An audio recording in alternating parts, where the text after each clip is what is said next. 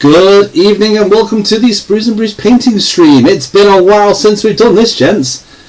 It has indeed. It feels like a lifetime ago since we even did the podcast, but it's good to be back on the stream, isn't it? Definitely. Absolutely. So the idea is that this is going to take over from the podcast, because I'm not going to lie, it's a lot easier to do than a weekly podcast where you spend an evening recording, spend an evening editing. We're just doing everything live. I mean, it means we can't copy out any edits, can't edit out any issues, but there won't be any issues. Everything will be fine. There'll be absolutely we're professionals at this point. Nothing to worry about. This reminds me of back in the day where we used to gather around the table in Jay's in the man cave. garage. In the podcast, old school style. This is a bit of return to form. Pre-COVID, that wasn't it? It was pre-COVID, yeah. Then over COVID, we went to the podcast as it was, and this is back to, I guess, classic podcast style. So yeah, what are we up to today then, Dave? So, well, I think we're going to have to cover the Warhammer Preview Show, aren't we? I mean, we can't. I've not actually had a chance to properly sit down and talk to you guys about. Yeah, we exchanged a few messages over WhatsApp, but we never really sat down and discussed what we saw at that preview show, which, by the way, I think there was something for everybody, right? Or almost everybody. One of the best streams they've done for a long time. Very, very, I mean, audio issues aside, one of the best streams they've done for a long time. It was properly good, wasn't it? Yeah, they seemed to have quite a few technical issues during the actual stream, but the content, I mean, there's no complaints over the content. We saw some absolutely superb stuff. I think we'll have to pick out our favourites actually once we finished chatting about them, won't we? But that's for a little bit later on. What I want to know is what you guys are painting, because Jay is quite clearly taking the painting stream seriously, because he's working on something there. What are you working on, Jay? Well, I was going to do some painting. I've got a bunch of little. It's been a very very busy form. I haven't really had as much time or as much motivation to do some serious hobby, and I've had lots of things that I keep thinking, I quite fancy that. So obviously Horus Heresy, I always like painting Horus Heresy. I've had some ideas for Horus Heresy, but I've been struggling to get the motivation to get to the table. And tonight I had a few ideas of things that I could paint, so you might be able to see on my desk here. I've got some Assault Marines. I've been messing around with a little White Scar test scheme for a small White Scar Heresy Force, and I think I will sort of keep working on these in the background, because they are fun to paint. I do like the sort of white army look, I feel like stormtroopers. But the Games Workshop reveal has sort of made me change course a little bit on my heresy plans, perhaps. But actually, no. What I've got in front of me here is a few Bushido models that I've had on my shelf for a month or two now, and I've been meaning to put them together and then get them painted into the table, because Bushido is a really really cool game. You don't need many models to play. It's a nice setting. So this is Bushido, and these are the Golden Legion, like the Emperor's sort of faction. So I've just got one or two models here that I'm going to try and put together while we're on the stream. Probably won't do much painting tonight, but sometimes it's just nice to build stuff. So. Yeah, absolutely. We'll just say a quick hello to Steve Lane, who's joined us in the chat. Welcome, Steve. Thank you for being our first guest in our returning painting stream. It's great to have you here. What is it you're up to tonight, Steve? Let us know, and we'll give you a shout out. Matt, are you up to any hobbying there? I am. So behind me I've got some new sets from Atomic Mass Games for Star Wars Legion, which has had a new edition recently, and we between us, Dave's picked up the Rebels, I've gone for the Empire, obviously, and one of the really cool sets they've got are these customizable characters. Now there's one for each faction now. They build two models, but there's loads and loads of different parts. If I grab one of the Sprues, for example, this is one of the characters. And you can see there's loads of different weapons, loads of different heads. There's 2 capes per model. There's loads of different droids and stuff you can have behind them. So yeah, we're going to be covering some Legion, aren't we, Dave? That's why I'm getting started with these officers, because I don't know about you, as cool as I guess mono build characters are, there was something really special about crafting your own character. I am so glad that with Warhammer now we're starting to see different. Well, we've started seeing it for a while actually. HQ choices with different options. The one that always sticks out is the Canoness, but even like the Space Marine captains and stuff, we're starting to see options, which I love. I do like monopost stuff, but I like also having options. So yeah, absolutely. Yeah. But we're really looking forward to doing my Rebels. We'll have to have a Luke Skywalker versus his dad duel at some point, Matt. Yeah, well, hopefully, see how far we get on this stream, get these built, and then I might have to build Lord Vader himself. Ooh. So Steve, this is the not Shatterpoint, isn't it? This is the other miniatures game. Yeah, this is the mass battle game. So I think this would probably appeal to you, Jay, as well. It does, and it's interesting that you guys have got some stuff there. So I'm going to have a look on the website later on, and I'm assuming there are other factions to play. Yeah, so there's four general factions. You've got the Empire and the Rebels, and then you've got the droids. What are they called? The Separatists. I've got my eye on those as well. Yeah. And then you've also got the Galactic Republic as well. So your clone troopers, your Jedi, your Wookiees, all that kind of stuff. A lot of the kits are dual purpose as well. So the Wookiees, for example, come in the Rebel starter set, but they can also be taken by the Grand Republic as well. Yeah.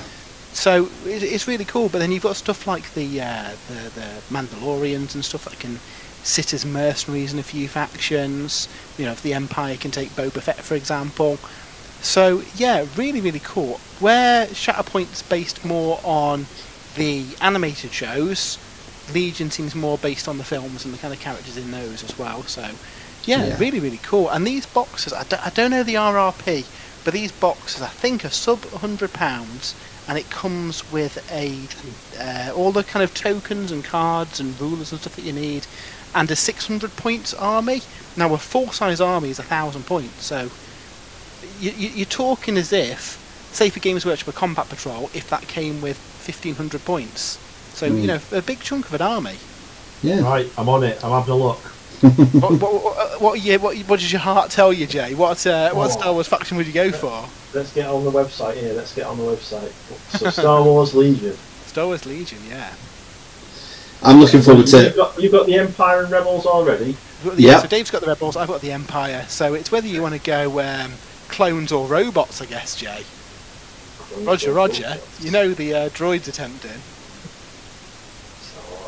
I believe I'm looking. Brand new release as well is General Grievous on his wheel bike. Ah, so cool. So cool. So in a couple of weeks as well, we've actually got the Atomic Mass Games team as well joining us on the stream. So hopefully they're currently out in America with the PAX gaming show. And I believe over the next few nights there's going to be some more reveals which they'll be able to talk to us about on the stream at the start of December. Amazing. We'll make sure that's advertised a lot on our socials. Tonight was a little bit of a secret squirrel until a few hours ago. I meant to put a post out a bit earlier, but once these things start becoming regular, you'll be used to seeing us live on YouTube. So Steve's come back to us. He is currently working on some Wolf Guard head takers for his Space Wolves. So just while you guys were talking, actually, I'm not sure how well I'm going to be able to bring them up. I've actually painted some head takers myself. Nice. The new Space Wolves are so cool. I think my favourite model is this guy.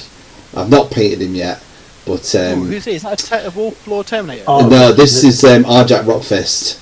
I went for the swinging his hammer rather than the Thor kind of throwing it. I just preferred the pose. Preferred that pose, but yeah, I hope you're enjoying that. Did you go for the dual option, Steve, or did you go with the sword and shield? Let us know. I think the dual weapons are currently the meta pick, but I went for sword and shield because it looked better. We've never cared about the meta, have we, Dave? No, never. I'm the holder of two wooden spoons.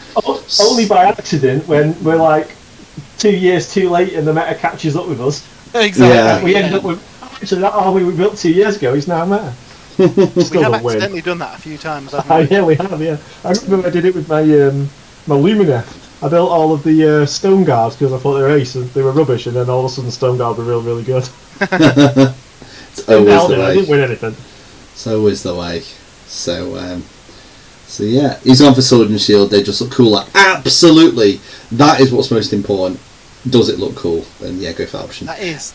that is the number one kind of reason for equipping things. I mean, anyone who's watching in the chat, what do you go for? Do you go for stuff that looks cool or stuff that performs well? I mean, there's a lot of people at tournaments that have models that are notoriously bad because they're good in game. I don't think I've had that problem. I'm thinking models that look good but are bad in game. Yeah, I've done that plenty of times. The rules change, but models stay the same, so go for what's cool. Yeah.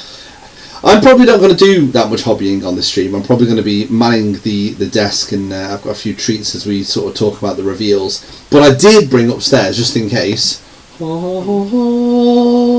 Demon Prince Day. Demon Prince of Nurgle for my Maggotkin. Is this for an Age of Sigmar army? Well, this guy's probably actually going to be used for both my Death Guard and my Maggotkin. I built him the sort of AOS variant. He's got a Stormcast head on him, but I'm sure nobody will mind me using him on my Death Guard as well. But I'll put a few Nurglings and stuff on him as well, because I love doing that with anything Nurgle related. So he's there just in case I feel like picking up a paintbrush and doing some painting, because, well, I mean, Maggotkin's kind of flavour of the month. Not a very tasteful flavour, but flavour of the month. Yeah, I think we should start talking about some of the new stuff that we saw. What do you think, guys? Yeah, sounds fun for me. Right, so I think the best way of doing this is we're going to start with what we saw first. Now, I am going to try something, which this might not work, so bear with me, but I want to try and make this a bit of a show and tell. So I've got some slides to bring in as we're talking about what... a PowerPoint presentation? not quite a PowerPoint presentation. I've done enough of those recently. No, I'm hopefully going to be able to show you some of the stuff that we're talking about. Let us know in the chat if you'd like to see more PowerPoint presentations and graphs and spreadsheets. I am by powers. Definitely not doing that. So I want to try this first before we start talking about it. So hopefully nothing cuts out. But I'm just going to transition to this. So hopefully you can still hear us. If you can't, please let us know. But what should be on your screens right now is Warhammer Quest, Dark Water.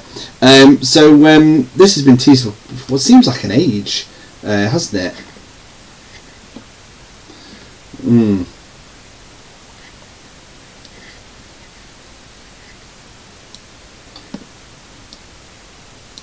Yeah.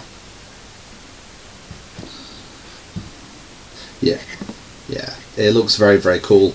I think the whole using a book as your tiles is kind of divided opinion a little bit, but I really like the idea of it. Jay, you're quite a board game fanatic. Have you had board games that have had this kind of book mechanic before?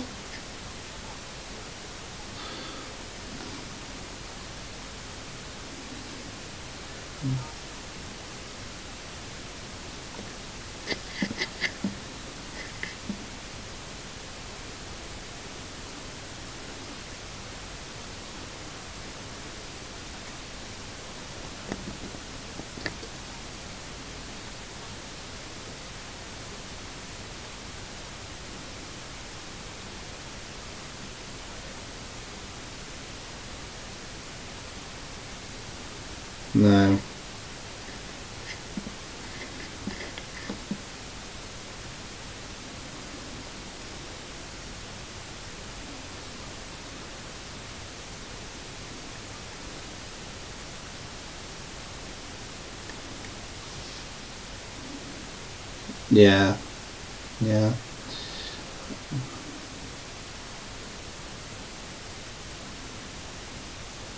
Yeah.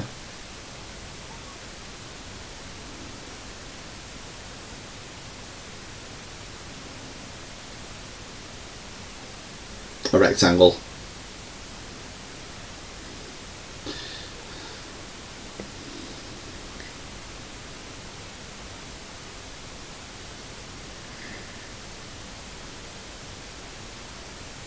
With it, it's probably easier to do that as well. Then I know with Curse City the bottleneck was printing all those card tiles. Oh, wasn't there a big? Didn't he have a problem with Curse City? Wasn't there some of the stuff stuck in? Yeah, I remember now. I think the world had started melting with there was issues, wasn't there, with paper production from China post-COVID. Yeah. Maybe it was even pre-COVID, that maybe. But around about then, there was loads of issues, wasn't there, with printing internationally. Yeah. Where books, obviously Games Workshop do loads of books, don't they? So if they can get one of their book printing places to do a new expansion for that, I could see that happening. It'd be really cool. Yeah, absolutely. So, I mean, one of the big draws for these boxes, obviously the miniatures that come with it. Unfortunately, I thought I downloaded some of the hero pictures. I haven't. We'll talk about those first. I'm going to be honest. Obviously, we saw the 4 first characters, what I thought were actually the only hero characters in the box, which were okay. They're pretty cool. I know you're a big fan of the Dwarf, Jay, and I think you quite like the Priestess, Matt, that we saw. But I actually thought the 4 heroes we hadn't seen are even cooler. In particular, that wizard, that Jade Wizard. Is that the one with the familiar? Yeah, he's really cool. Very, very I think cool. I like the big druid shapeshifting thing. Yeah. Rasher Vor, the Rampaging Beast. So apparently he's from a tribe of warriors that worship the Everqueen, Jay. Oh, yeah. And he's out to cure his people from a curse. I guess the curse is turning into a big beast, but in a lot of the stuff recently, we've seen a lot of mortal followers of Alariel. Like in the lore for Warhammer Underworlds, the Kurnothi are explicitly not Sylvaneth. They are mortal creatures that worship Alariel. Well, Kurnoth technically. So, and that's there's a lot of sowing the seeds of stuff that I think might become like lore in the new Sylvaneth book. I mean, speaking of Sylvaneth, we get a Kurnothi prince as well. Oh yeah, really cool. Elfhanar, the forest prince, who looks amazing. Yeah, he does look pretty cool. Imagine that as a new like cavalry unit for the Sylvaneth alongside Kurnoth himself. That'd get you back into AOS, wouldn't it, Jay? I mean, this is it for sure, definitely, and it's such a cool aesthetic as well, isn't it? That sort of centaur look, elf and centaur. Yeah, I do like it. Speaking of new takes, though, the dwarf's interesting because that is very much, and we've talked about this before, Jay. There's not really classic dwarfs in Age of Sigmar, but this is very much like a new take on a dwarf ranger. Yeah, definitely dwarf ranger, like a dispossessed ranger. Obviously much better scaled, and because I think the old plastic dwarfs, they're sort of tiny and quite cartoony, but this one looks really cool. Yeah, and I mean that's what's great about these sort of games and sort of side projects for Games Workshop, is that they can explore the different races and factions and experiment with a few things. And I guess it's a good way of testing the waters, isn't it, to see, is that popular? Is that maybe we can sort of expand that in the future then? Obviously, with the previous Warhammer Quest, we got all of the new sort of wolf vampire faction off the back of that. So and the new skeleton sort of aesthetic, skeleton warrior aesthetic. So we did, and that probably segues quite nicely into the next set of reveals, doesn't it, Dave? Oh, it does, Matt. Now the heroes are cool, but really, they kind of pale in comparison to the bad guys. So, we've got the Maggotkin and Nurgle doing their thing, and I think we should start, excuse me, with the heroes, which you can now see on screen. Oh man, Matt, these are so cool. I'm a big fan of the Witch and what's he called? I've completely forgotten his name. Glut something, big fella, whatever his name is. But all the Maggotkin stuff looks really, really cool. And kind of jumping ahead a bit as well. The majority of the box is going to be usable within your Maggotkin armies as well. Not everything.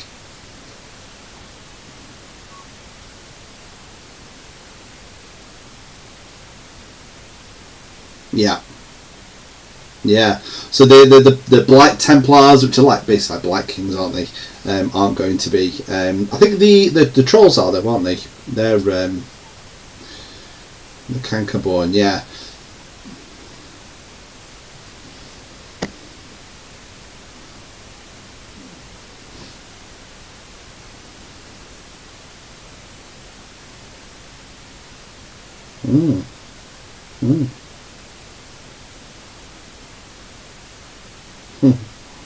Yeah.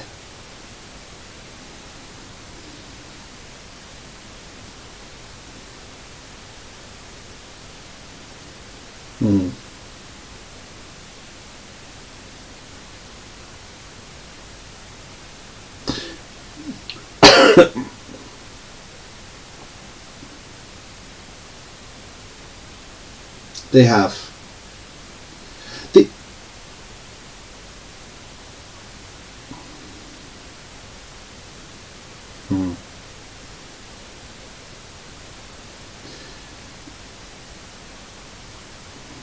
Yeah.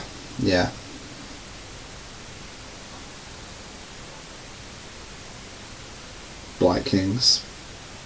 Yeah, I mean we're obviously going to come to it in a few moments, but quite a few people are jumping on how different the Pestigores are between Darkwater and the actual unit for the Maggotkin, and there's a few different visual nods, but there's absolutely nothing stopping you from using some alternative models in a Maggotkin army.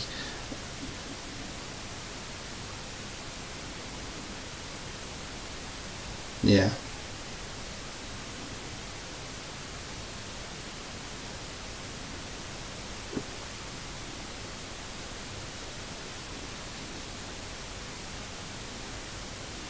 Yeah.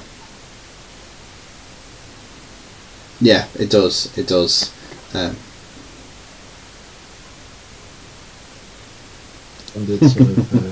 guess that's the nature of mutation, isn't it? Yeah. Absolutely. Yeah. So I think we're going to have to have a game of Darkwater, aren't we? When we can get our hands on it. Yeah. We really enjoyed the previous ones. Yeah, and you know what? I think we talked about the board setup and stuff. I think that's one of the things that maybe slowed down our gaming sessions, because there was a lot of prep needed for who was hosting. This time round, I mean, Curse City we played quite a bit of. Yeah, we did, yeah. But yeah, I think this one, as soon as it comes out, I'll probably hammer as much as I can of the adversaries. And the good thing with these type of games as well is that they tend to gate the different bosses and adversaries as well, so you can probably get away with painting a smaller assortment rather than having to, knock out the whole box in one weekend. Yeah, I mean, absolutely. if push comes to shove, I'll knock out the contents in one weekend. I was going to say, you'll still get them done in a weekend. Yeah, but I think that they're the kind of games that it's more of a board game than a war game, but the visual appeal of the painted models definitely adds to it, doesn't it? Yeah, definitely. So yeah, that's Darkwater. Obviously, we're not sure when that's coming out yet, but hopefully it'll be very, very soon, so we can get adventuring. If you're joining us in the stream, hello. This is us returning to a painting stream. Quite a few people have been wondering where our podcast has gone. It's kind of evolved into this, so I'm hoping to make this a regular thing. We'll bring back some of the podcast elements. For this particular stream, though, we're going to be concentrating on the Warhammer Preview Show, because we've not had a chance to kind of sit down and talk about it. We've just covered Darkwater, and we're going to be covering the next reveal shortly. Jay, all going well with your Bushido there? Yeah. So we've got these are really cool. So this is Golden Sentinel. I don't know if you can see him very well there. He's nice. It's like a bodyguard unit for the, your nobles and things in the warband. But he has an alternative sculpt, which I saw on the website. So I've got two of them. He's quite cool. Oh, nice. And Matt, are you keeping busy with Legion? I've nearly finished my first Imperial Officer. Ooh. Let me see if you'll focus on the camera. But he just needs his cape and then he's done. I've gone for a classic kind of pistol and arm to the side pose. But yeah, they're really nice models. Yeah, he's really cool. Very, very cool. The rules are free to download then, or they so the rules, the new rulebook, and it has a brand new edition, so it's all changed if you've played it previously. All the rules are free on the Atomic Mass Games website.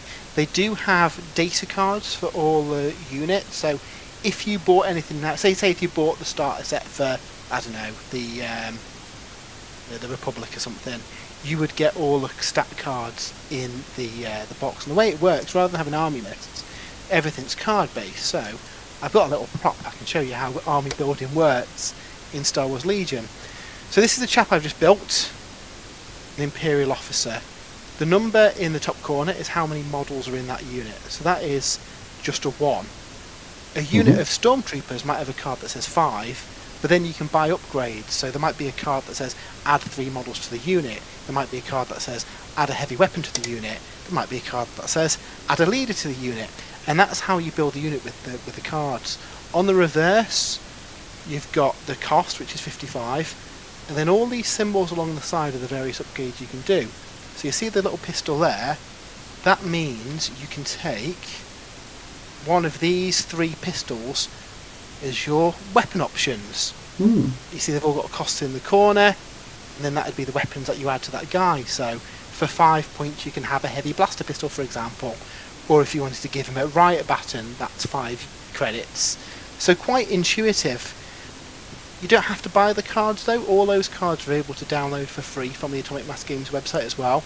Realistically, I think it's probably easier to buy a pack of cards. You're talking like 20 quid, but it does mean that you can play it without having to, outlay for a load of rules. Yeah. It also means it's quite easy for them to FAQ it and change those points as well, and then you can just sharpie out the points cost. So yeah, really like how that works. Anything that you do buy now will have the new cards. Just keep it in mind the game's been going for a long time, so any stuff on the secondary market is probably going to have the old cards in the box. Yeah. I've just noticed that Andy is in the chat. He is. Andy, long time no see. Welcome, Andy. Are you up to some hobby tonight? I'm sure he's got his eye on the next reveal. Actually, I'm sure he's already looked at the new Maggotkin, which we're going to move on to next. It's the next thing that we saw quite rightly on the stream following Darkwater, and we're not going to muck about. I'm going to transition to this guy. Oh yeah, it's Festus the Leech Lord. He's back, and he has got an epic new model. Have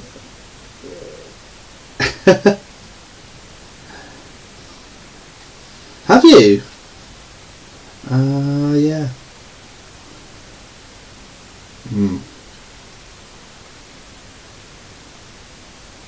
He has.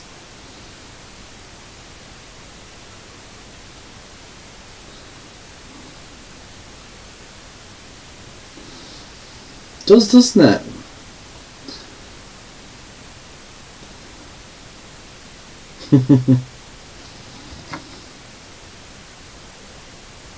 Yeah, he does. I can't wait to get my hands on this guy. He is so cool. I'd love to see him next to some of the other range to get a true sense of his scale. But he looks awesome.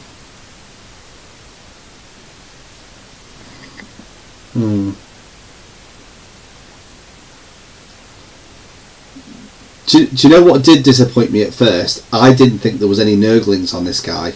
You can't see it on this image, but he does have 2 Nurglings towards the back of the... Can you see him? There's one near that one as well, so I'm pleased. Although they look a little bit more... Well, less cartoonish on this one than the Nurglings we've seen before, but they are still there, which makes me smile. Will you be getting one of these for your Maggotkin army, Matt? Oh, 100%, yeah, 100%. He looks brilliant. My Nurgle army is very, very mortal heavy. But I've got to say, with the new stuff in Darkwater and these reveals, I might be tempted to get some mortal stuff to add to my army. Yes, it's demons you've mainly got at the moment, isn't it? Mostly demons. Yeah, very demon heavy army. The army was pretty much a survivor from the world that was, and then rebased multiple times over the years.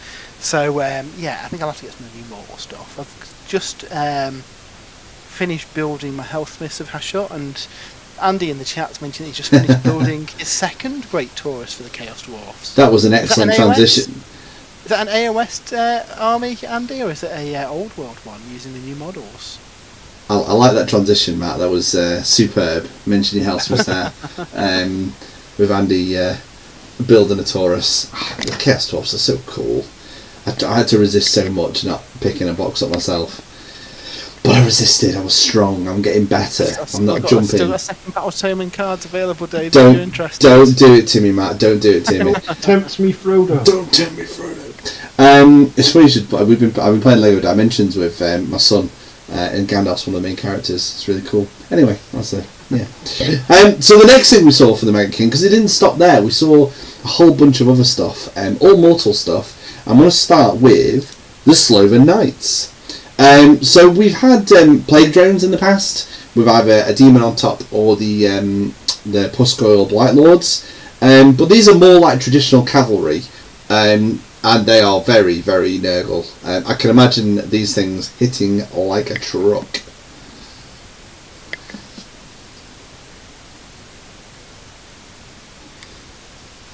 Yeah, Yeah, definitely. No.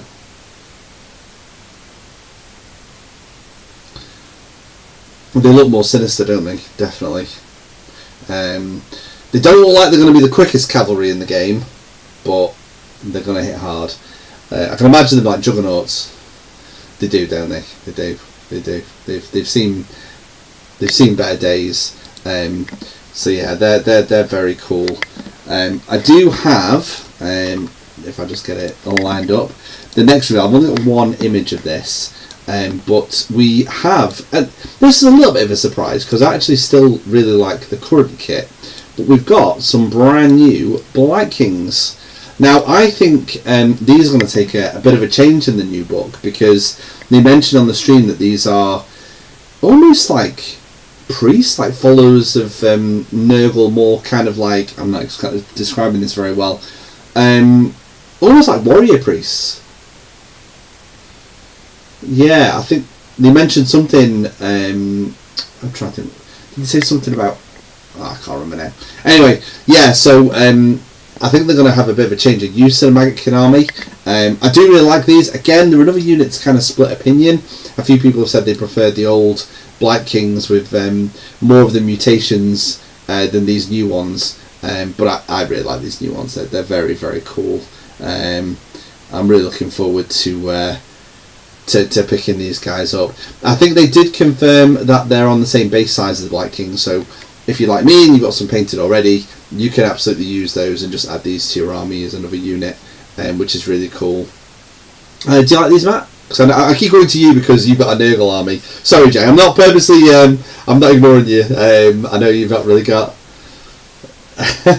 I know this. Really?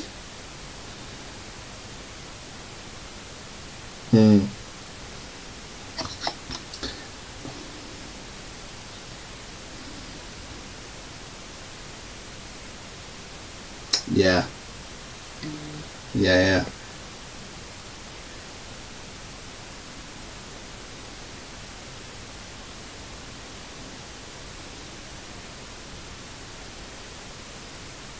Definitely. Yeah.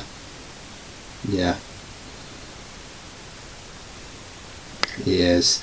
Welcome, Steve, to the stream. We didn't advertise this one very well, but going forward we will be. But it's good to see you. This is basically going to be like the new podcast.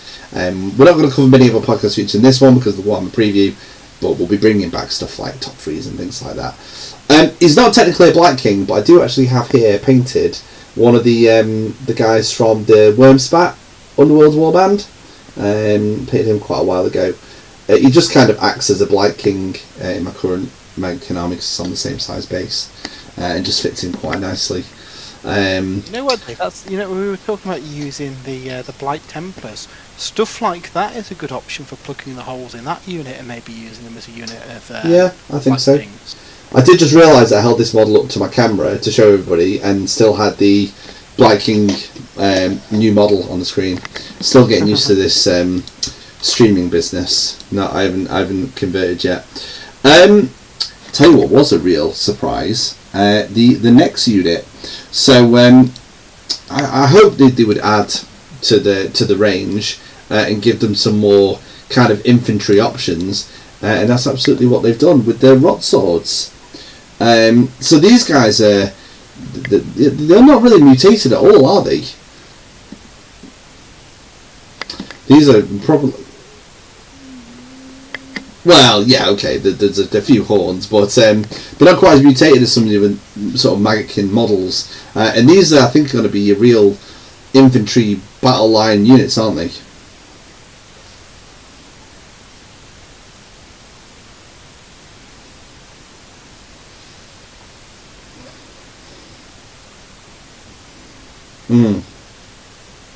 Yeah.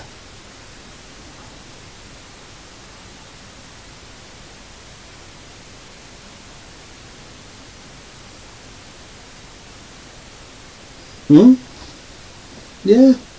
I've already got quite a bit painted, so I'm probably going to carry on that scheme. But yeah, I think that would look very, very nice.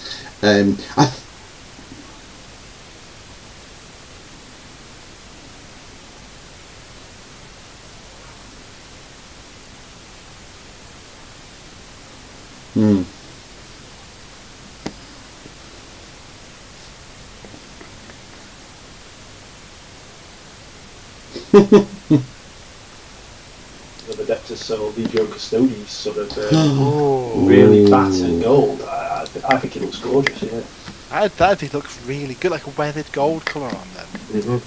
Oh, Jay, are you getting turned by Nurgle? No, it's not a nice thing to get turned by. It's one of the grimmest of the Chaos Gods. Steve has mentioned the Pestigores. We'll come into them in just a moment. He thinks they're fantastic. Andy has got 3,500 points of Maggotkin, so you might have to add some of these. Take it up to tick it over the 4,000 mark, Andy. Why not? And Steve's also mentioned that the horns on the new rot swords look more like they are attached rather than mutations. So there you go, Jake. They're not mutated. Mutated helmets then. Mutated helmets. I think they're more like nailed on. Steve's mentioned these guys, the Pestigores. I'll be honest, I'm not a massive Beastman fan, so this is probably my least favourite unit. But saying that, considering I don't like Beastmen, I do still like the look of the unit. It's still very cool. It's just with the amount of cool other stuff, these are probably the bottom of my shopping list.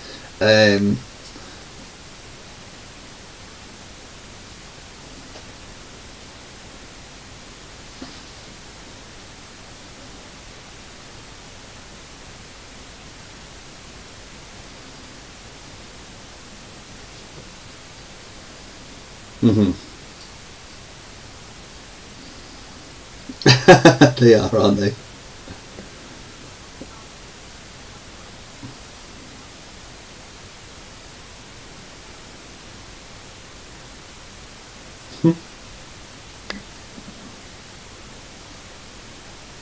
I don't disagree with that. I don't disagree that they're probably the best Beastman models I've seen, but I just prefer the Rot Swords and the Blight Kings and stuff. That I'll still have to get a unit of these because I think they'll be quite handy to have as a quick, throw them forwards while the rest of your army slowly moves up behind them. But yeah, they are cool. I can't say they're not cool. They're just maybe not really for me. Beastmen always remind me of first edition Warhammer Fantasy. Is that roleplay there, Steve? They do have a very classic theme to them, don't they?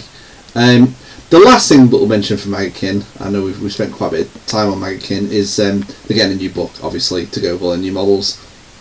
Do you know the only thing I'm disappointed by is we haven't seen any endless spells. I'd have liked to have seen some Maggotkin endless spells, especially with everything seems to be getting either a scenery kit or endless spells where they were missing them. We've not got any endless spells for Maggotkin, which is a shame.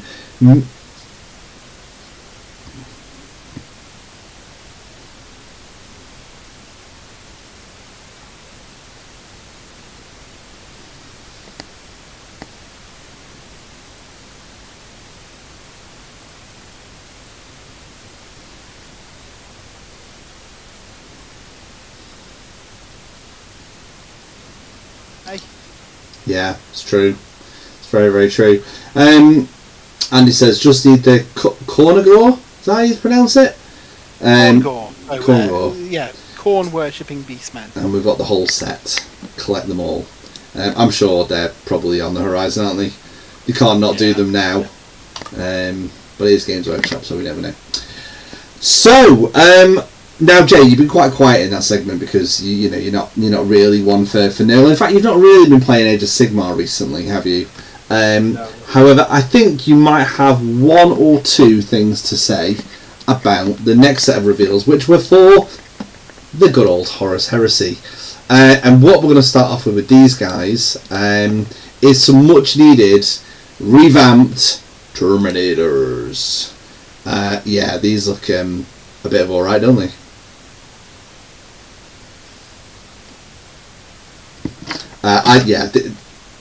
Sorry, Jay. I mean, the fact that I've got an Iron Warriors Heresy army, and these look absolutely mint as Iron Warriors, don't they? So cool. Yes, they still look like Cataphracti, don't they? But they just look so much meaner.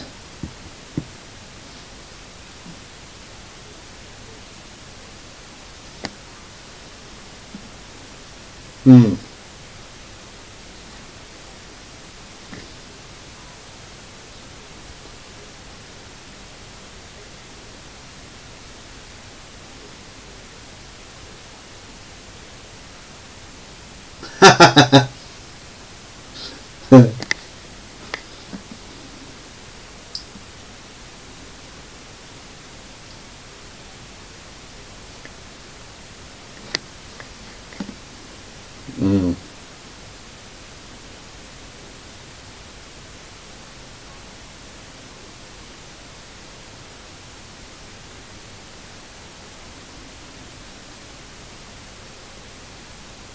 Hmm. Yeah.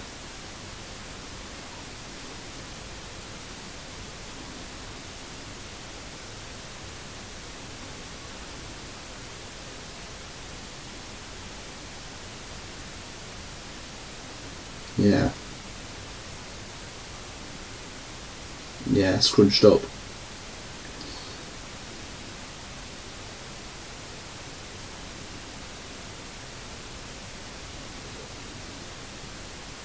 Flavours. Now, presumably, the big question of this is, what's happening to the Legion-specific Terminator suits?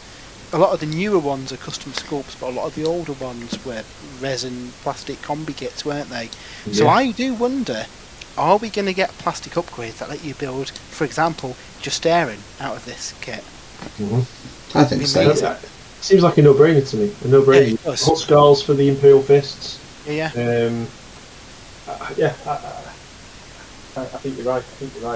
And I hope as well we see, like a command squad upgrade for them, yes, the Victorian command and that kind of thing. We look at the way they've done all the power armor releases. Mm-hmm. They can put out a load of different kits now that turn this into a command squad, into the very specialist ones. If they want to invent new loadouts for Terminators, they can do that. Mm-hmm. Another interesting thing, which I hadn't clocked, but I checked the rule books, 6 in a squad. Mm. Oh yeah, no, I've not seen that. Yeah, that's cool. Now whether that's due to you can fit 3 in a frame, they put 2 frames in a box, make it a 6-man squad. That's easier. Yeah, maybe. I noticed that. I haven't got many Terminators across my Heresy armies though. I've only got the and you mentioned the Crimson Paladins for the Blood Angels, which they're a resin sort of sculpt. So obviously they're going to look a bit miniature now next to these new ones. But I have no intention of adding any Cataphracti to my Blood Angels army. These will be going straight into the Imperial Fists. They are very Imperial Fists, aren't they? The 2 Slave for Blood Angels. Exactly, you can't put a jump pack on them. Although I wouldn't surprise me if the Blood Angels at some point did try putting a jump pack on the back of the Cataphracti Terminator. They did all their Contemptors. They're a bit like orcs in that regard. A bit like what, sorry? A bit like orcs in that regard. Like orcs. Heresy!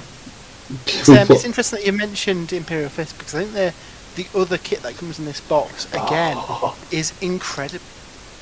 Oh, you mean this? The Breacher?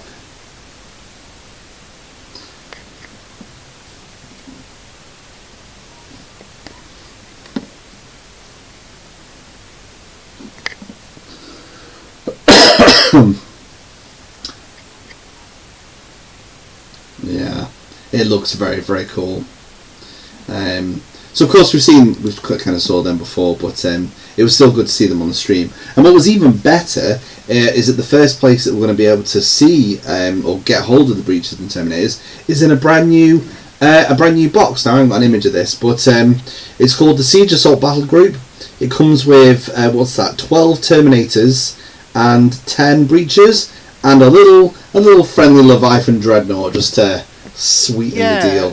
So you get 6 of each variant of Terminator. So you get both kits in there, which is cool. 6 of the Bolter ones, 6 of the Volkite ones, plus your Breaches, plus your Leviathan. It's a brilliant box. Do you know what the RRP is going to be on this one? 120-ish, I think. The other Heresy Battle Force boxes have been. Obviously, some prices have gone up recently, but even if it was 235, I think that's still a decent box, Jay. I mean, you'd pick it up for that, wouldn't you, for the new units? Yeah, my Imperial Fist have been sitting at just over 1,500 points painted, and every time I've sat down to try and write a list for them, I've always added Breaches and Terminators, and then I've looked at the price of Breaches on the old, what I always call it, Forge World website, but it's not a Forge World website anymore, is it? And I think, nah, I'll just hang on, and yeah, this box is just going to really finish off that army, I think. Yeah. Maybe subconsciously you knew this was coming, and And that's what the Imperial Fists have been I knew waiting the for. breaches were on the way. And actually, I remember now when we got the 3rd edition rulebooks, there was some artwork of sort of Cataphractii Terminators in there, which sort of hinted that Cataphractii potentially were on the way as well. Yeah. So that was obviously for the Astartes. We got some brand new, revamped kits there. But how about we look at something a bit more Mechanicum related? We do have a Mechanicum player in the stream, Matt. So why don't you take us through these fellas?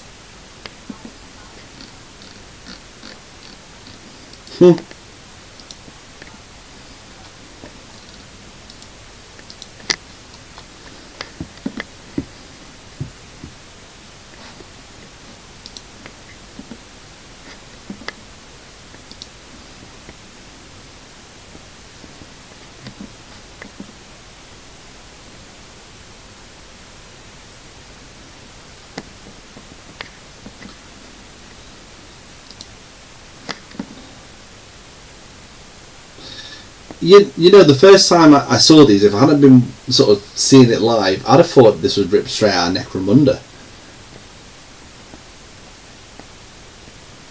Well, but yeah, this... A John Blanche sort of style.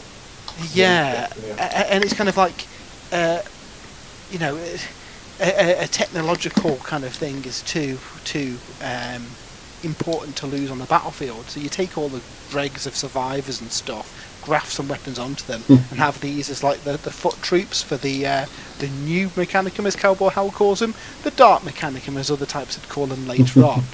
Yeah, it does mention that the vanilla Mechanicum did use these as well, so that's good. You know, they were on both sides of the war, which is, you know, good for the heresy. You can use it for either of them, can't you? But they're brilliant. It does mention as well that this is going to be a brand new sub-faction of pure Skitarii. So obviously we've got the current Titan Guard kit, which I do wonder again if they'll get phased out and replaced with something that fits this aesthetic a bit more.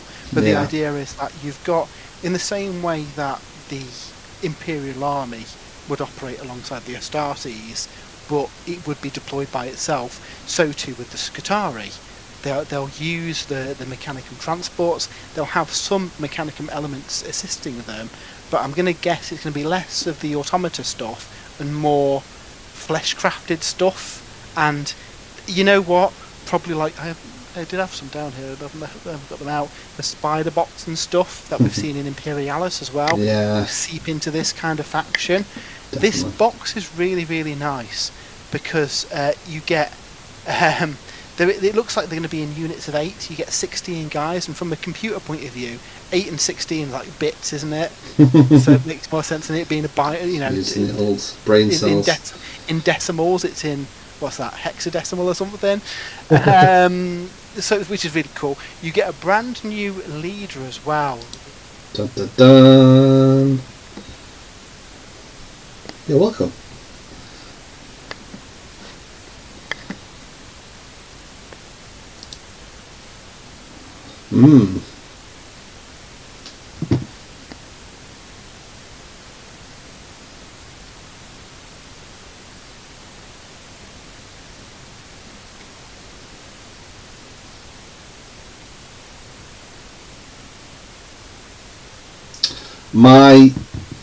My favourite of the variants is that bottom right one with the him holding down like the lance and he's firing his pistol. I think that's my favourite. And there's going to be more Skitarii stuff to pad that out later on down the line. Even if there isn't, that's quite a lot of stuff you can stick in transports and stuff. It does mention as well that they do make use of some battle automata from the Mechanicum, Mhm. and there's one in the box, a Voltrax Stratos.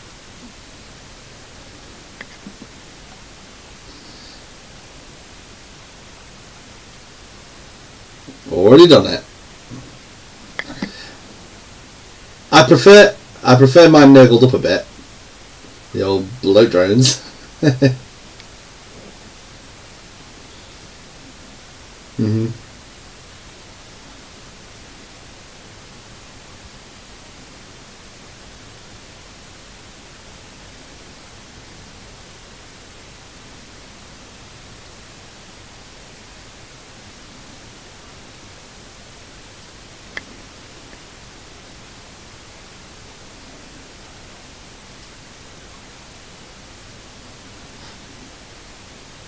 Mm.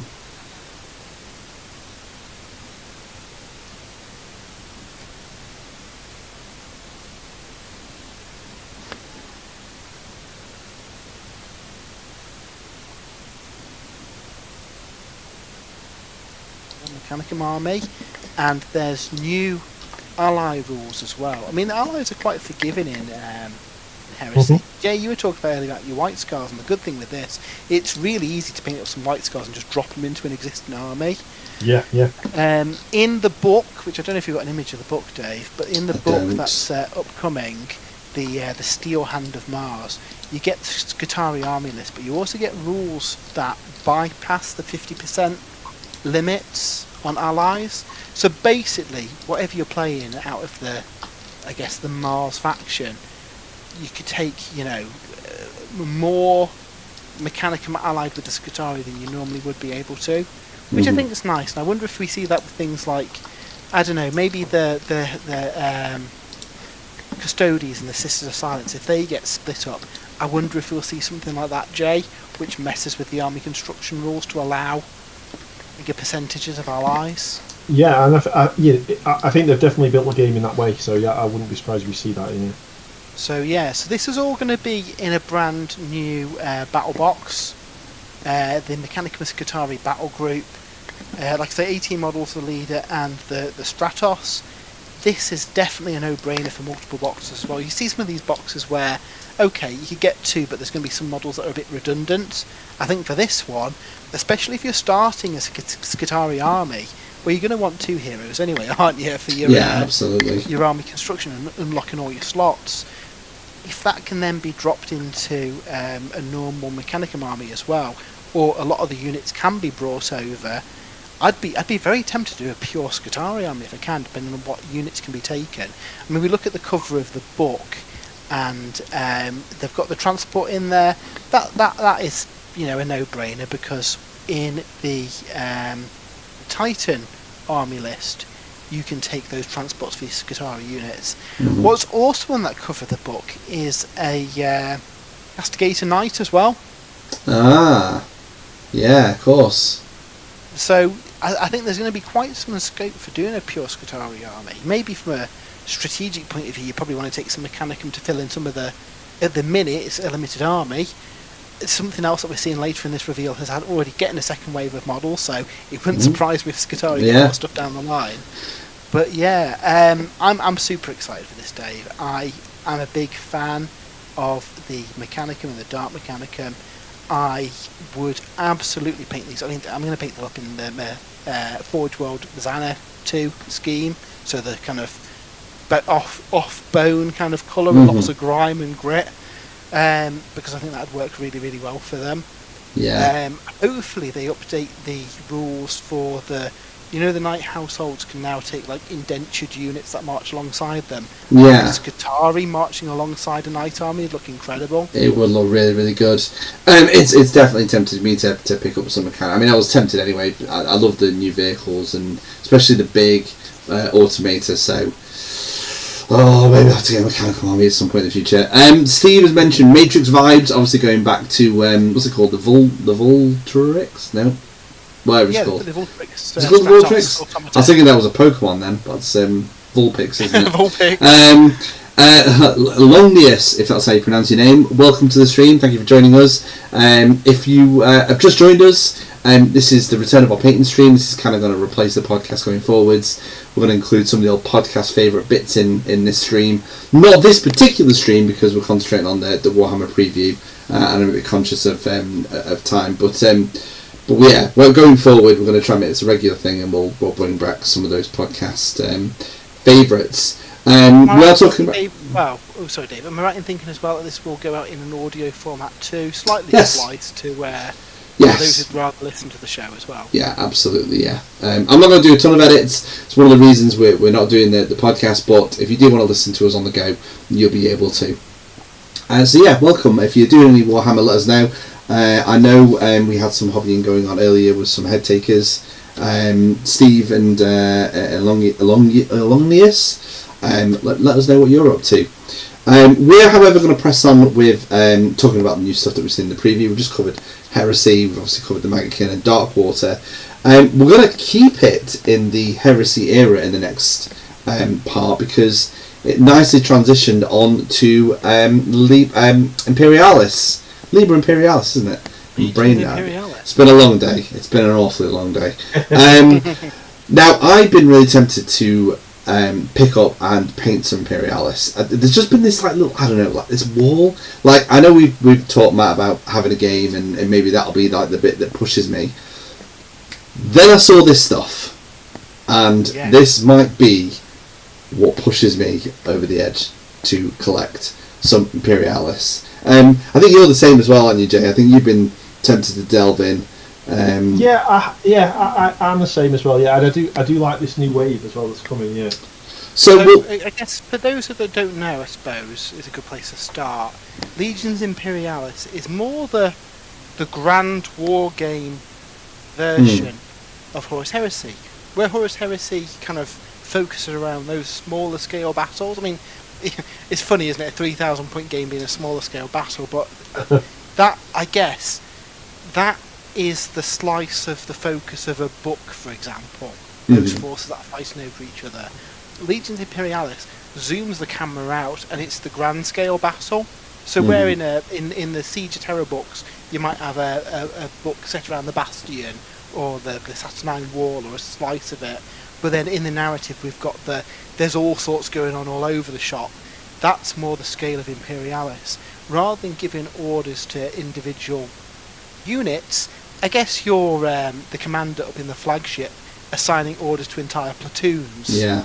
I guess that's the distinction, and obviously you've got the spectacle of it as well. I think that's the thing that'd win you both. When you see a table set out with an entire city and associated like trench works and stuff, and then entire legions of troops marching through them, aircraft flying overhead while Titans trade blows on either side of the battlefield. Well, you can go to Warhammer World and see that, where they've got the board set up in the exhibition hall. You're dead right. Yeah. Just before we move on to reveal, Steve has revealed what he's up to this evening. His current project is a rather big French and Bavarian Napoleonic army. Just been watching armies on parade and doing my annual planning about entering that I never do. I do that as well. I plan on building an army for armies on parade and then never get off the ground. Maybe next year will be my year. We'll have to say, I'm getting better. Your hobby resolutions, Dave. It normally is, isn't it? If it's in my hobby resolutions, then it's never happening. So we'll see. Anyway, we'll crack on with the preview, and the first thing we're going to look at is the new Saturnine box. So the Saturnine units that we've seen in Heresy are getting the mini treatment. Please, yeah.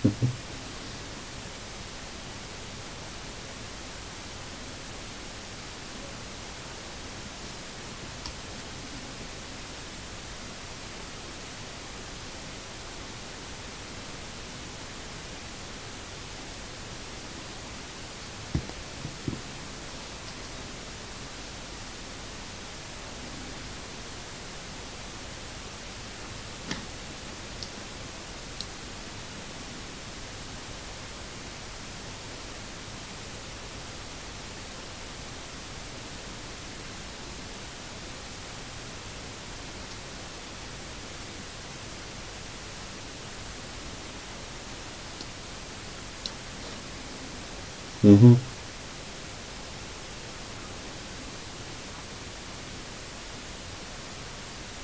Mm-hmm.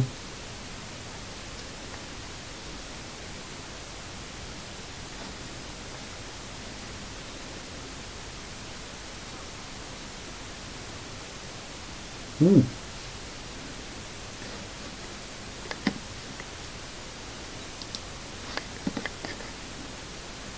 Next platform, I forget what it's called. The arcane weapons. Arachne, yeah. Platform. And you'll notice, I don't know if you got an image of this one, Dave. I don't. The Arachne platform has actually got 3 different weapon loadouts. Now, the one that came in the Heresy Saturnine box is armed with a quad accelerator autocannon, but you can also give it the option for a twin Punisher cannon or a battery of Orisis frag missiles. Ooh. Now, twin Punisher cannon sounds quite good, Jay, if that comes to Heresy. Yeah, that's your platform. Yeah, definitely. That's the Punisher cannon you've got on the Sakaran bearing, haven't you, currently? So yeah, they look really, really cool. But there's also some other goodies in the box. You get 8 Vindicators in.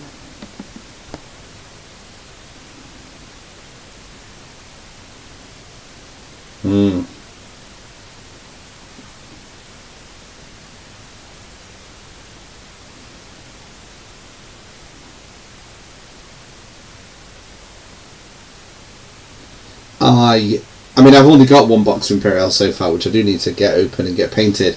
This, for me, is probably going to be my next part of building that army, I think, this box. Because there's not a single thing in there I'd want to take Mastodons, because I'm never going to get one of them for full fat Heresy and Fire Raptors and stuff, so...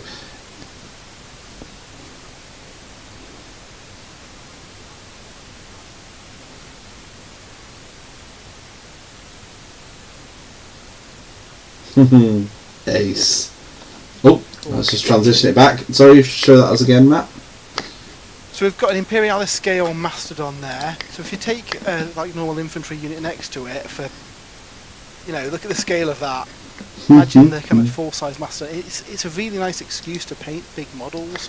The Vindicators that are in that box as well. I love the little Vindicators. Tiny little Vindicator. It doesn't focus very well on the screen because of the scale of it. And for comparison, here is a teeny tiny base of dudes. You're not going to be able to see that at all. But a teeny tiny base of dudes, which when you put next to the Mastodon, makes the Mastodon look massive. It's all in the right scale. It all looks really, really cool. Yeah, I'm really excited for the box. I will probably paint it up to go with my Sons of Horus. And then I'd be tempted, because I want to do a loyalist force as well. And I'd be tempted to do a fully aerial White Scars army.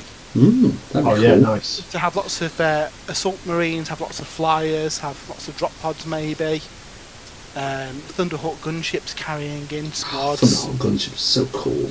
So yeah, and then I've got 2 marine armies. If anyone wants to have a game, wants to be tempted by it, Dave could be like, "Do you want to try this fully aerial kind of task force?" And you'd be like, "Yes, please." Now my Sons of Horus army is very tank based. I've got lots of tanks. And my Heresy scale Heresy army is also a tank company. So the other reveal that they showed off on here with the brand.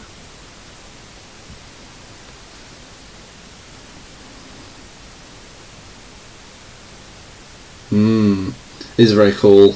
Very, very cool.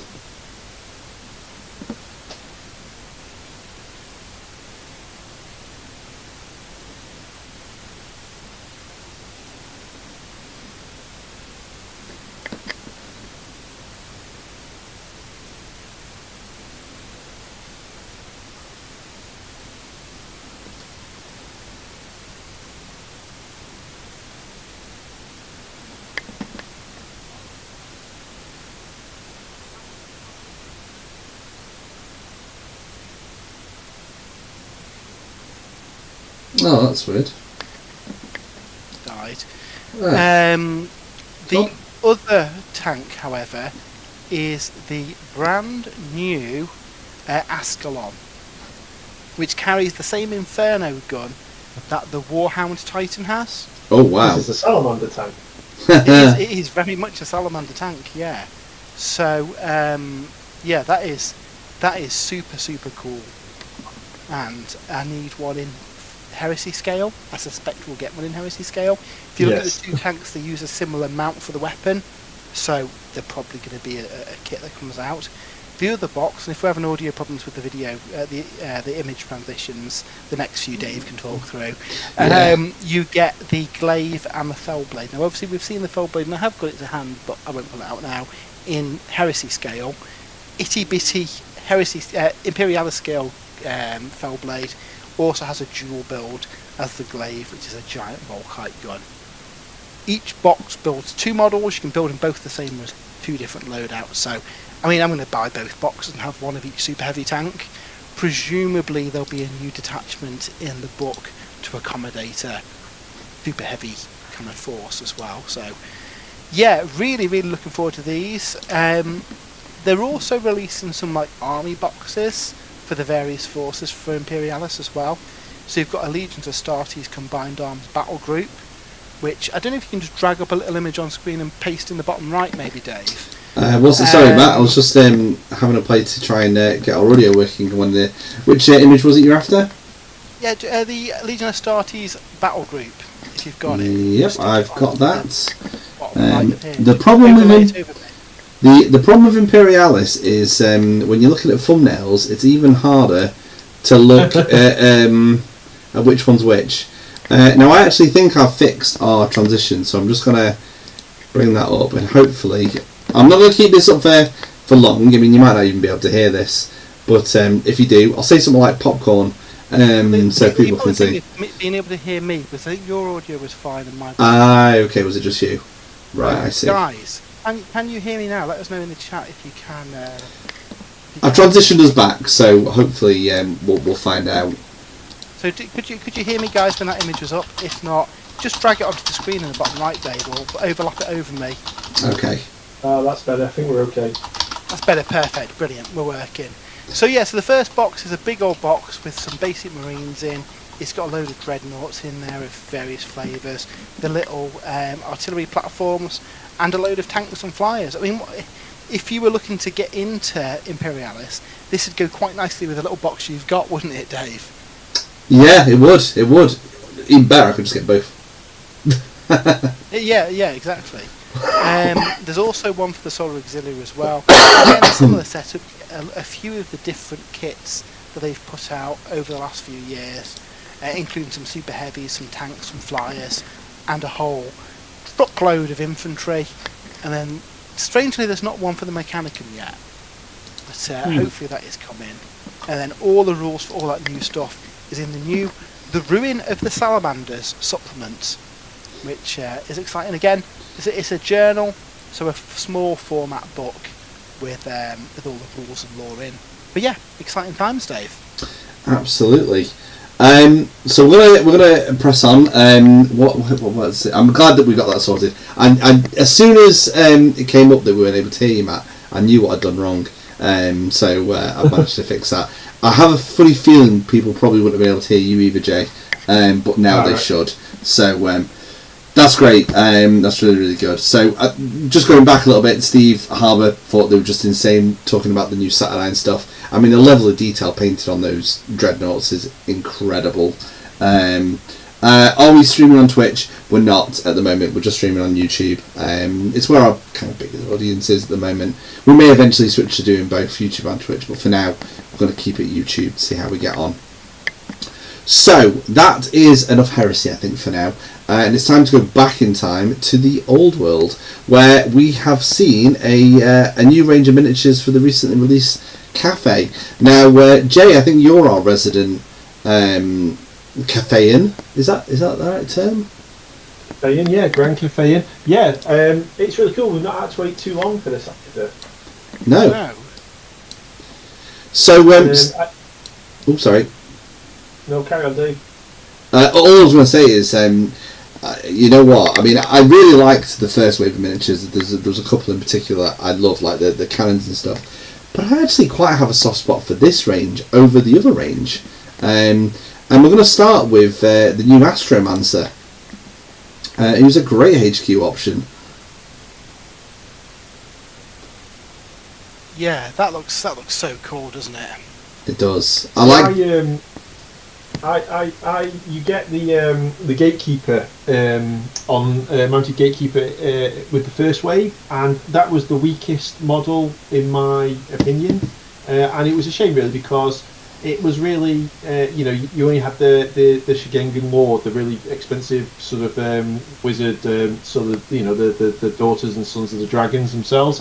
And if you wanted that sort of mid-tier, low-level character to lead a smaller force, you were stuck with the Gatekeeper, who I just found the model was a bit static, and I didn't, it was my least favourite model. Here, I love these models, these sort of character models here. That mounted one in particular is amazing. I do like this build. I don't unfortunately have the image of the alternative build, which I think actually, strangely, is probably one of my favourite models in the range. And that's with is he a different kind of? He's not a wizard as well, is he? You'll know, Jay. But he's kind of got his sword in that traditional kind of pose where he's kind of got it horizontal, and he's got his hand kind of at the end of it. I'm rubbish at descriptions. Better if I had a picture. The sign now to try and, but he's on the back of his horse, and he's kind of he's got his sword out like that, and he's got like his finger like that. It's like quite a traditional kind of Japanese sword fighting pose, which I really really like, and I really wish I'd downloaded the image of. But never mind. My terrible description I'll have to do. Hopefully you've. Yeah, so I think these are both different builds for the Astromancers, which are wizards, which is really cool. This guy's obviously a more kind of martial one, with his sword out, but he's still a wizard, so it kind of suggests that the Cathayan army was very limited in options, wasn't it, Jay? I mean, really, if you want to win a tournament, you just took as many balloons as you could. But from a character point of view, I mean, again, from a character point of view, just take as many balloons as you could as well, didn't you? But this gives them some different options, and if there's like a battle wizard you can take, that's a pretty good place to be in Old World, isn't it? A wizard that can actually hold its own in combat. Yeah. Reminds me of the Law Masters. I think this just lets you build. Not every army has to be led by one of the dragons or one of the dragon lords. So this just lets you build a more sort of mortal Cathayan army. So he is really cool, as is the new gun team. I hope I've done this in the right order. Yeah, the Crane gun team.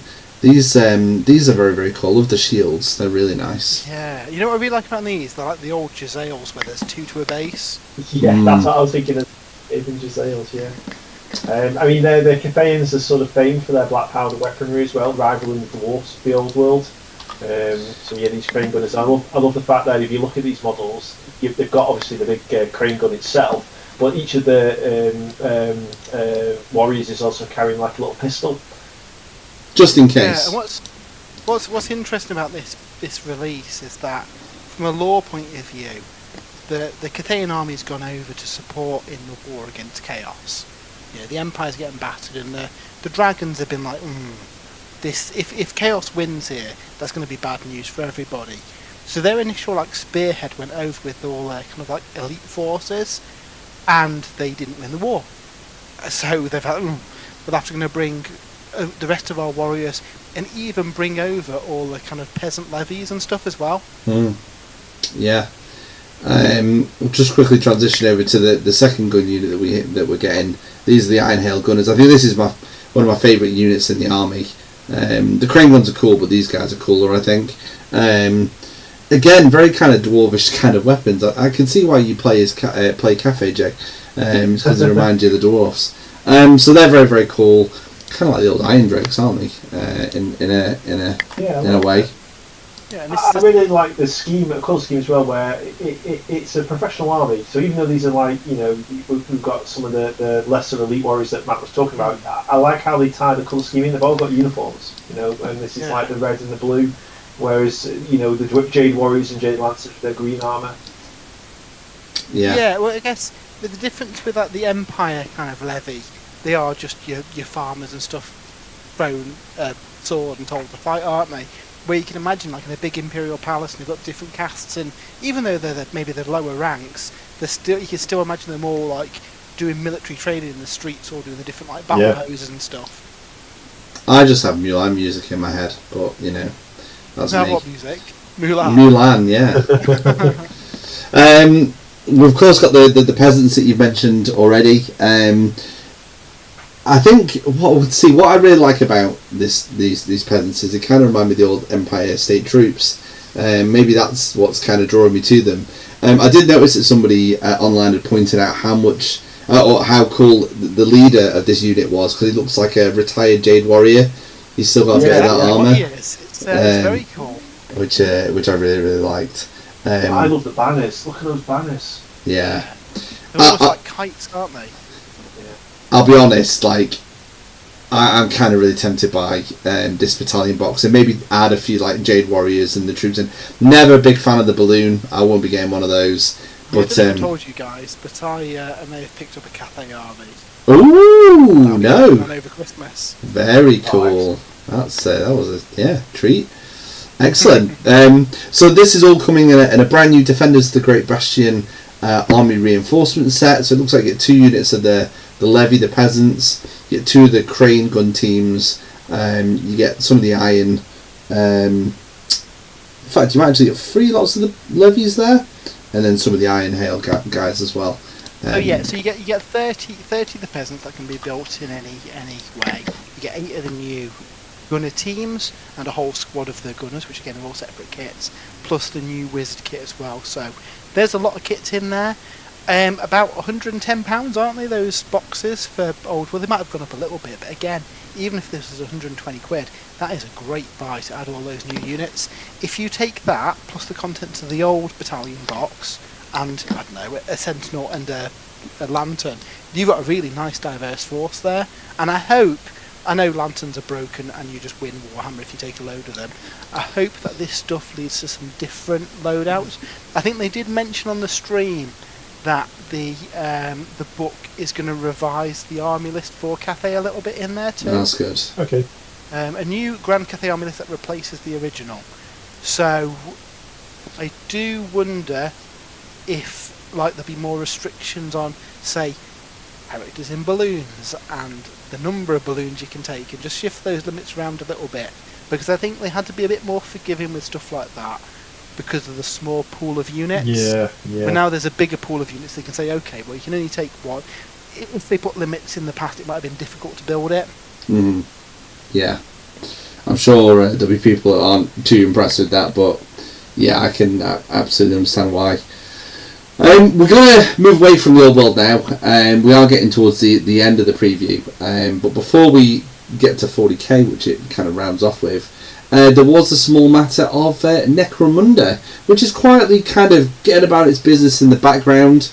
And we're going to start off with this guy, whose name I can't pronounce names at the best of times. So when you call somebody Ozostium Aranthius, Matt? Ozostium Aranthius. This is, so you remember the Aranthian series from that came out, and the Aranthians, bit of a Matt's history lesson now. The Aranthians were a race of creatures. We don't, at the minute until this book comes out, we don't know exactly what they are, but they were a race that ruled Necromunda like millennia ago. They are old. Okay. We're talking like old as the Necrons. I did assume they were Necrons, maybe. It was kind of alluded to that they were kind of biomechanical. And they are imprisoned around Necromunda. For whatever reason, they've been kind of put under there. At the end of the Aranthian Succession series, there was a massive big cult that was worshipping them, that was spreading over Necromunda. And the resting place of one of them, Azontium, whatever his name is, they found him and he awakened. Lord Helmor's dead, and there's a bit of a battle going on for the control of Necromunda. But as soon as this guy woke up, he was like worshipped as a god and took over control of the planet. Oh wow! Now, I suspect the Imperium probably isn't too happy about this. It is an Imperial Fist recruitment site, Necromunda, a big producer of corpse starch, and there was a lot of shenanigans going on in Necromunda that kind of Lord Helmor kind of held in line. Now, if there's a new kid on the block who's maybe messing with the status quo, I suspect the Imperium's probably going to come down on Necromunda pretty hard, especially if it's a potential unknown Xenos ruling the planet as well. He really reminds me of the enemy in the Astartes series. Oh, you know what? Could it be the same race then? He's very, very similar. I don't know, but then they're like a sort of psychic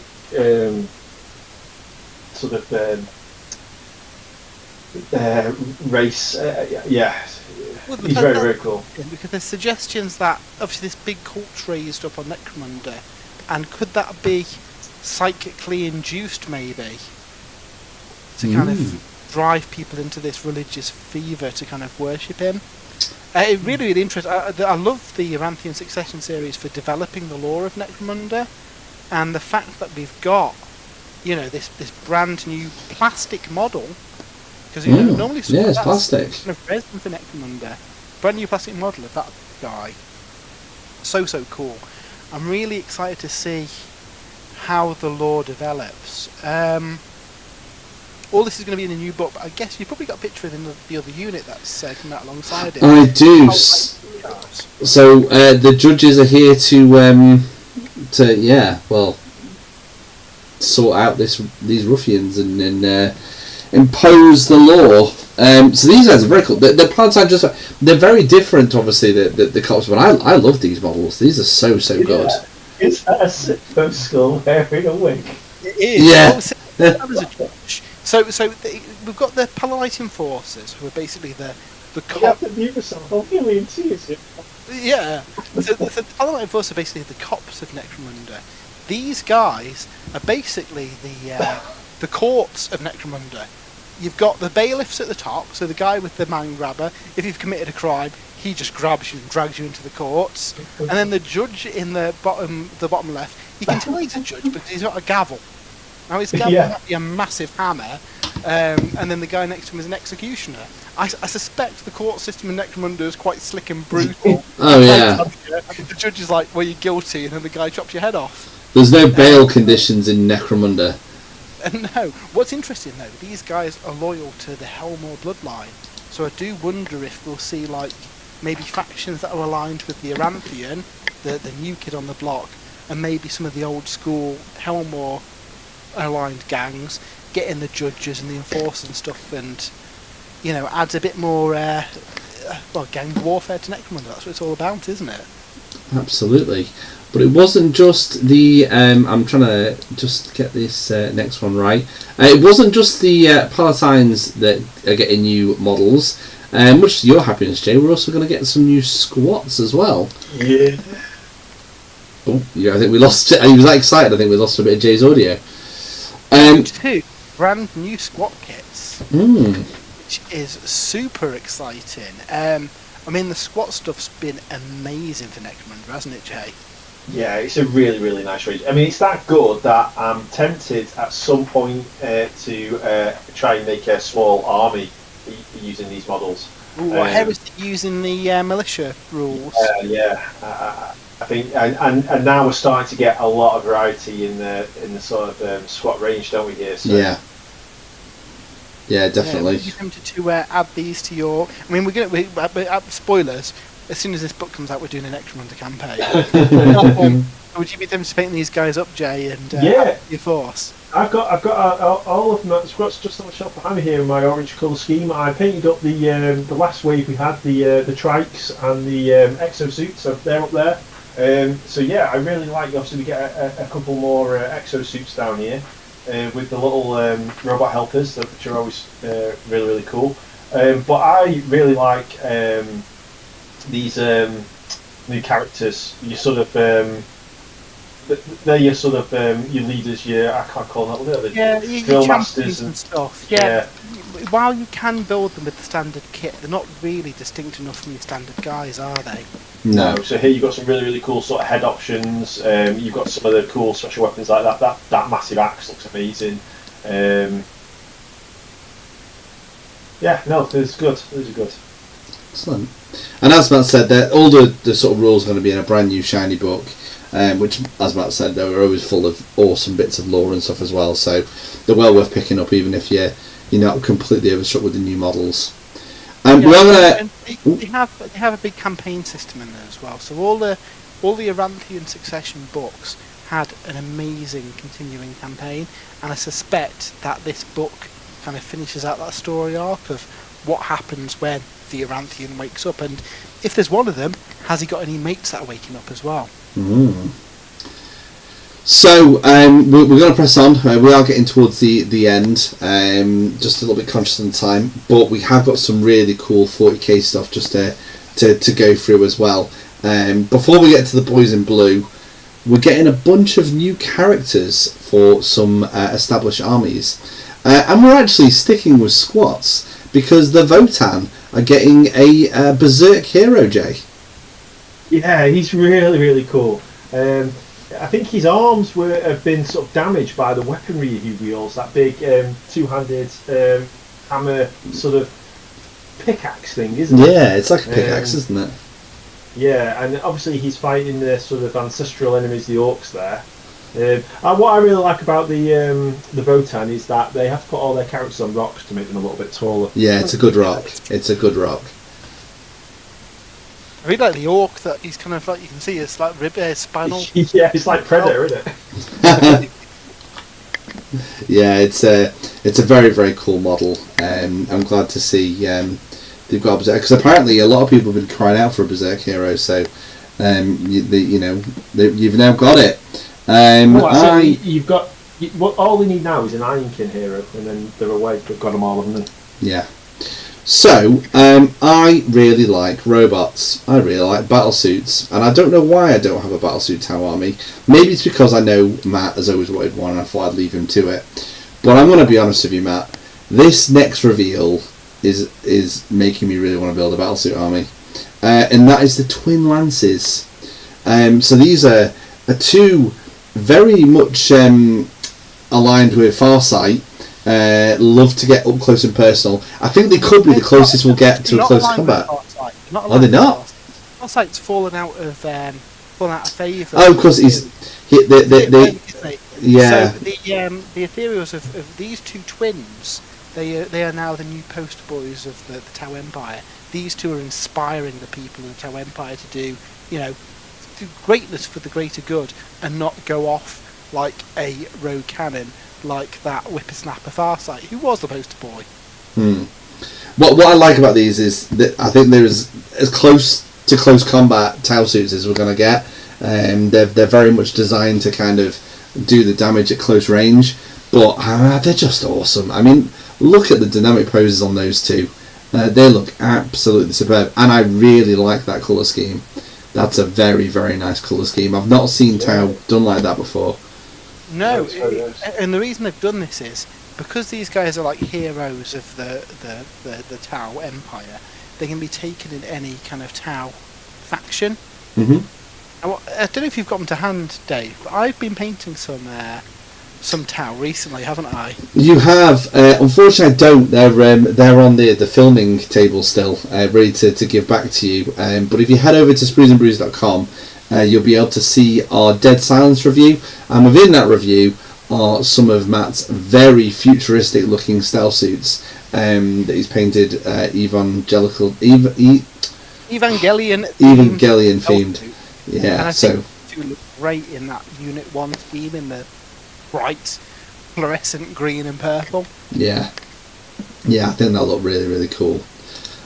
So yeah, I think that those suits have gone down an absolute hit from what I've seen online, and they absolutely deserve that applause.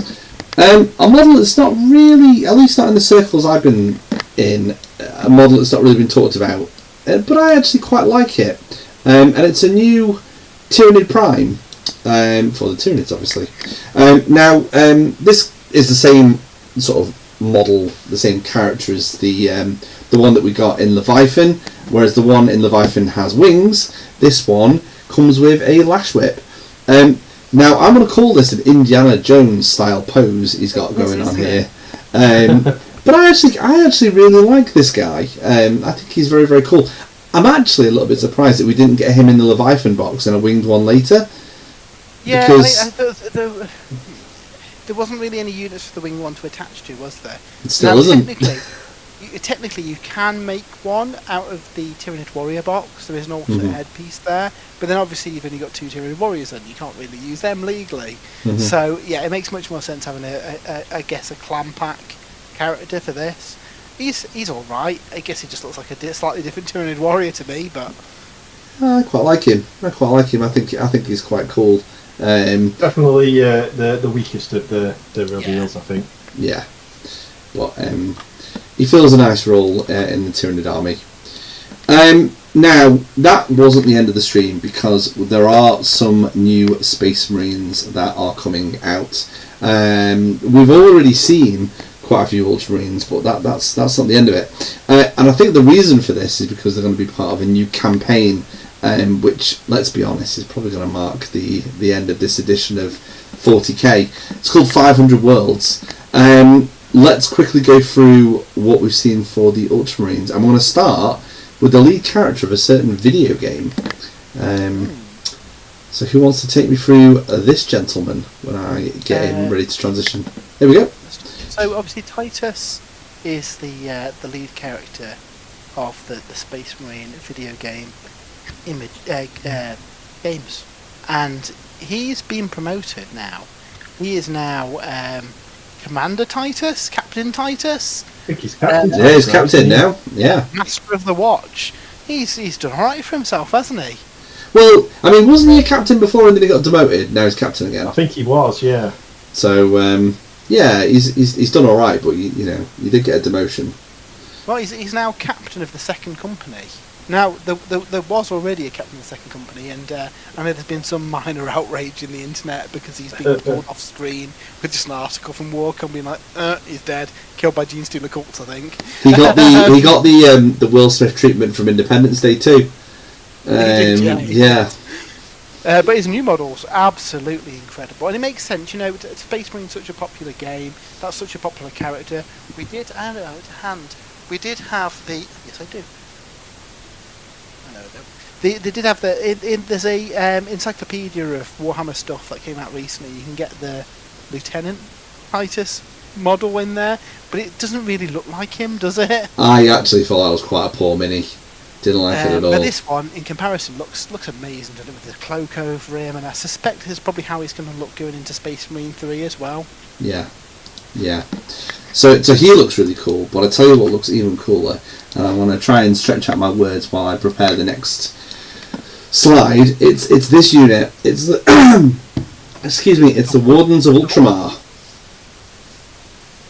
Jay, is this a unit you're going to be picking up?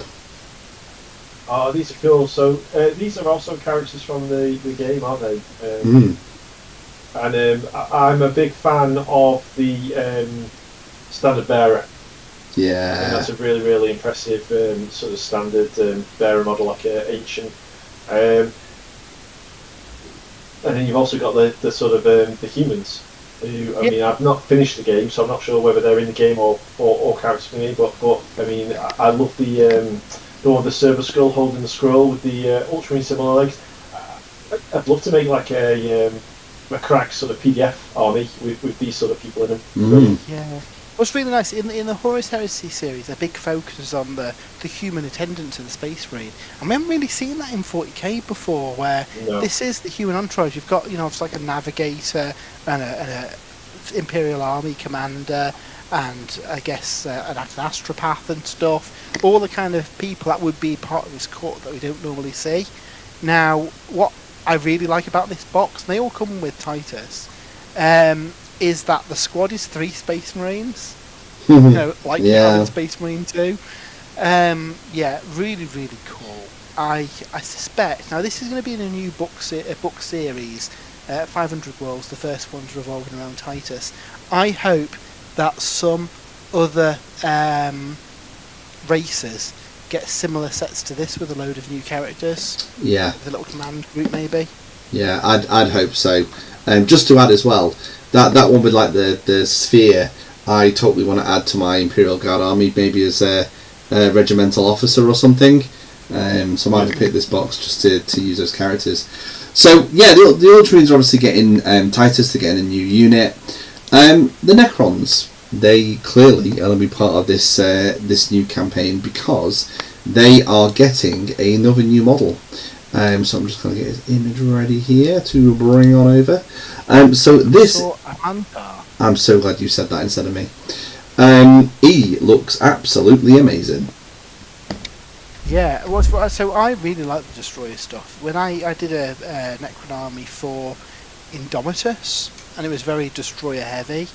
Now this guy is the creator of the Destroyer curse, which is really interesting. So this is the guy who has sent his madness into the various Necrons, and they have mutilated themselves and turned them into, well, all the Destroyer stuff, whip-like tails and scorpion bodies and all that kind of stuff. He looks brutal, doesn't he? I could probably see him fighting alongside a Destroyer Lord, ripping people apart with his massive blood-stained claws. Yeah, he's really, really cool. Yeah, he's really, really nice. If I saw a Necron army, I'd definitely be picking him up.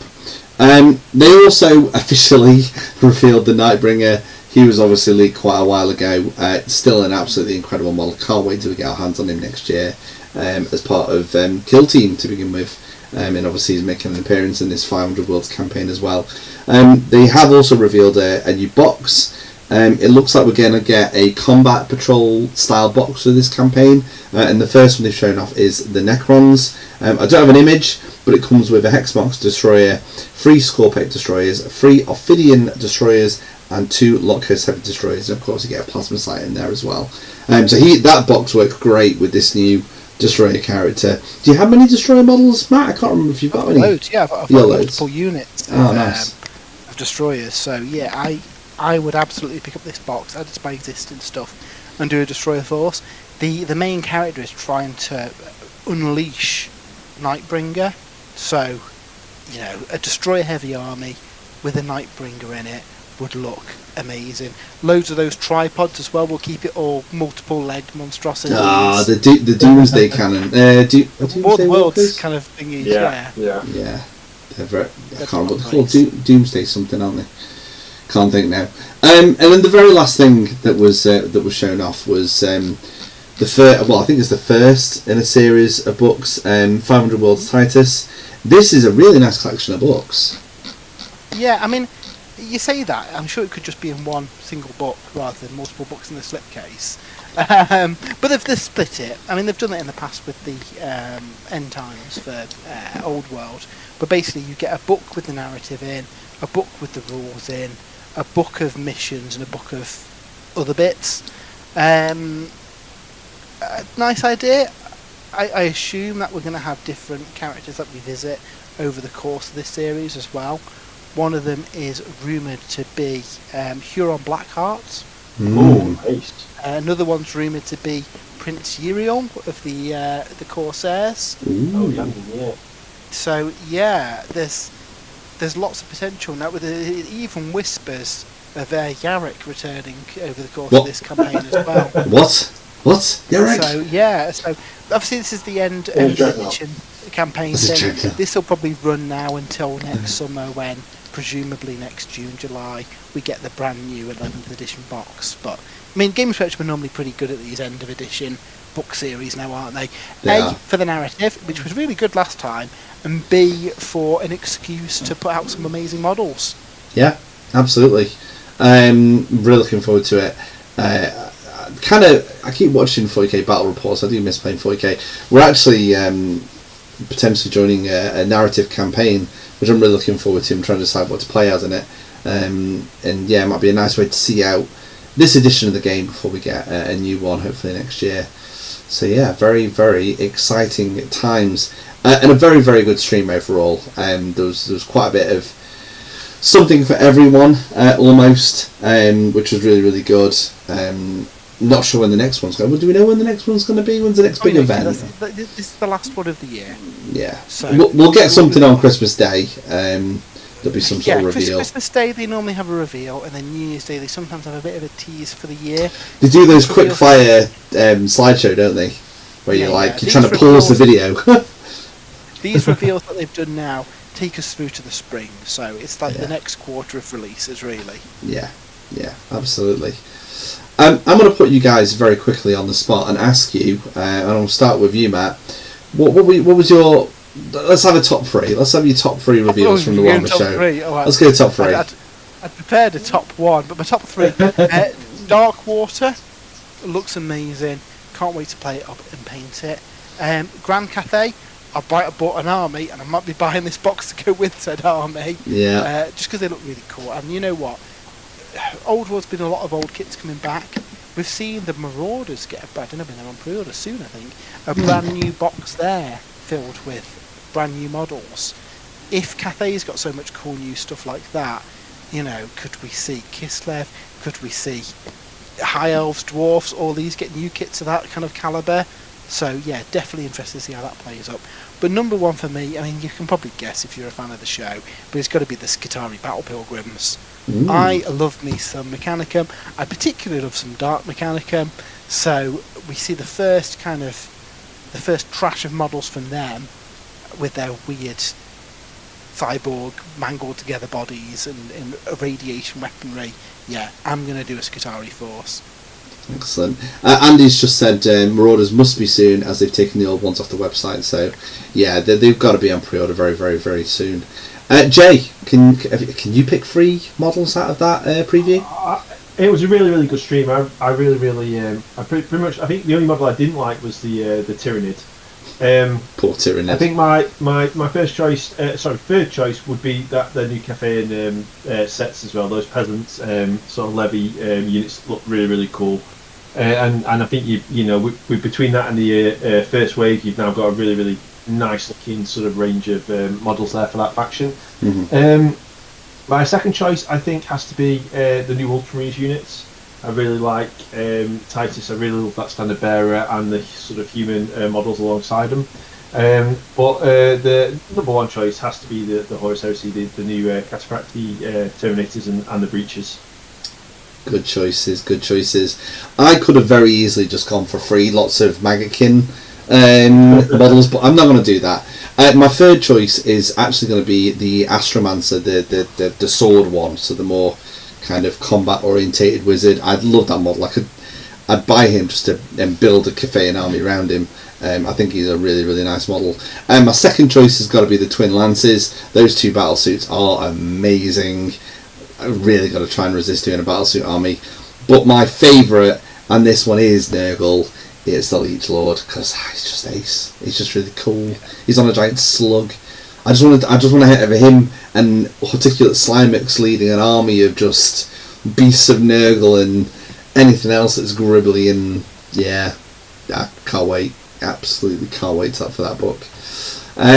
So I think we've quickly we've got Andy's top 3. So Andy's gone for Cafe. I think he's just gone for the whole range there. The Votan hero, the new Berserk character, he is mint, and his top choice is the Maggotkin. When you've got 3,500 points worth of Maggotkin, I think that was always going to be Andy's top choice there.